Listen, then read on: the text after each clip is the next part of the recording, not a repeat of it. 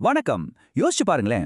சில சமயம் ஒரு பெரிய சிக்கலான விஷயத்த புரிஞ்சுக்கிறதுக்கான சாவி அது எங்கேயோ இல்ல, நாம கேட்கிற ஒரே ஒரு கேள்வியில தான் ஒளிஞ்சிருக்கும்.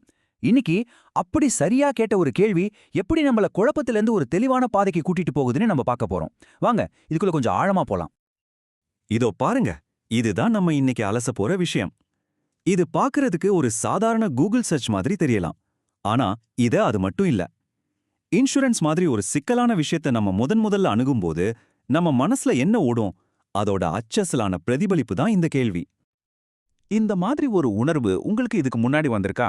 ஏதோ ஒரு புது விஷயத்தை தெரிஞ்சுக்க முயற்சி பண்ணும்போது எங்க ஆரம்பிக்கிறது, என்ன கேட்கறதுனே தெரியாம ஒரு சின்ன தடுமாற்றம். நிச்சயமா நம்ம எல்லாருக்குமே இந்த அனுபவம் இருந்திருக்கும் இல்லையா? அதனால தான் நாம இந்த கேள்விய குழப்பத்தின் குரல் அப்படின்னு சொல்லலாம். ஏன்னா இது தனிப்பட்ட ஒருத்தரோட குரல் இல்ல, நிதி சம்பந்தமான விஷயங்களை தெளிவா புரிஞ்சுக்கணும்னு நினைக்கிற நம்மள மாதிரி பலரோட ஒருமித்த குரல் இது. இங்க விஷயம் பீமா சதின்ற ஒரு இன்சூரன்ஸ் பாலிசிய பத்தி மட்டும் இல்ல. எந்த ஒரு சிக்கலான நிதி திட்டமா இருந்தாலும் சரி, அதை புரிஞ்சுக்க முயற்சி பண்ணும்போது வர்ற ஒரு பொதுவான சவால் பத்தினது. ஆனா இங்க ஒரு நல்ல விஷயம் என்னன்னா, இந்த குழப்பத்தை ஜெயிக்கிறதுக்கான வழியும் இதே கேள்விக்குள்ளேயே தான் ஒளிஞ்சிருக்கு. சரி, இந்த கேள்வி ஏன் இவ்ளோ பவர்ஃபுல்லா இருக்கு? இத புரிஞ்சுக்க வாங்க நாம இத ஒவ்வொரு துண்டா பிரிச்சு பார்க்கலாம். சொல்லப்போனா ஒரு அருமையான கேள்வியை எப்படி கட்டமைக்கணுங்கிறதுக்கு இது ஒரு சூப்பர் உதாரணம். முதல்ல பாருங்க, பீமா சதி தனக்கு என்ன தெரியாதுங்கிறத ரொம்ப தெளிவா குறிப்பிட்டு சொல்றாங்க. அறுவை தேடுற பயணத்தோட முதல் படியே இதுதான். நமக்கு என்ன தெரியலன்னு முதல்ல நம்ம தெரிஞ்சுக்கணும்.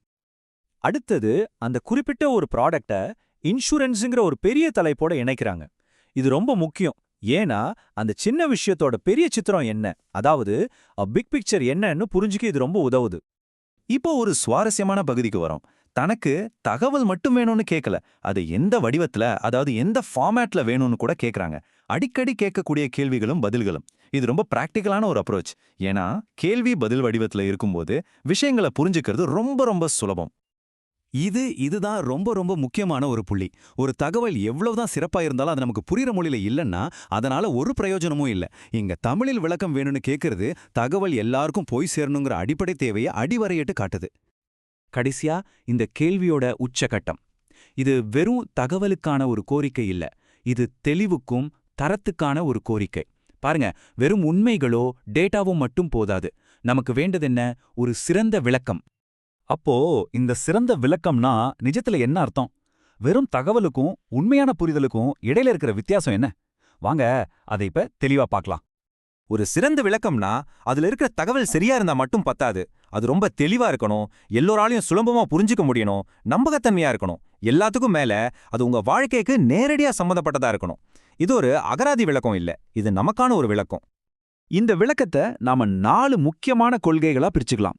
எளிமை, தெளிவு, நம்பகத்தன்மை, அப்புறம் பொருத்தம். இந்த 4ம் ஒன்னா சேரும்போது தான் ஒரு விளக்கம் உண்மையிலேயே சிறந்த விளக்கமா மாறுது. இதை எப்போ ஞாபகம் வச்சுக்கோங்க. சரி, இப்போ உங்களுக்கு ஒரு பிராக்டிக்கலான கருவி, அதாவது உங்களுக்கு கிடைக்கிற எந்த ஒரு தகவலையும் மதிப்பீடுறதுக்கு ஒரு செக்லிஸ்ட். இனிமே வர்ற தகவலை நீங்களே ஒரு கிரிட்டிக்கல் பார்வையோட பார்க்க இது உதவும். அடுத்த தடவை நீங்க எதையாவது படிக்கும்போதோ இல்ல கேட்கும்போது இந்த 4 கேள்வியும் நீங்களே கேட்டு பாருங்க.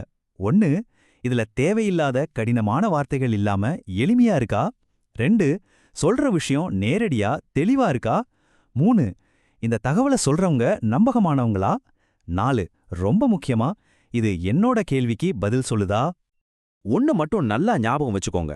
இந்த அளவுக்கு தெளிவு கேட்கறதுக்கு உங்களுக்கு முழு உரிமையும் இருக்கு. ஏன்னா உங்க கற்றல் பயணத்தோட கண்ட்ரோல் உங்க கையில தான் இருக்கு.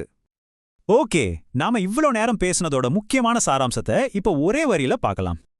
குழப்பம்ங்கிற இருட்டுல இருந்து தெளிவுங்கிற வெளிச்சத்துக்கு வர்றதுக்கான பயணம் எங்க தொடங்குது தெரியுமா?